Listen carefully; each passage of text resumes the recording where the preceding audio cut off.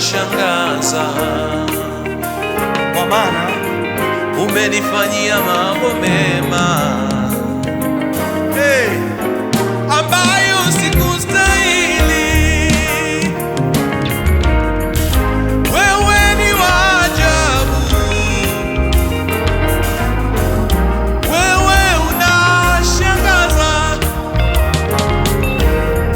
umenifanyia mambo mema